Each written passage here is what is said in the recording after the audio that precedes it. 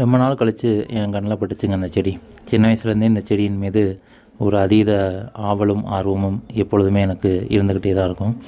இதை பார்த்தோன்னே என் கை சும்மா இல்லாமல் அதை தொட்டு விளையாட ஆரம்பித்து விட்டது.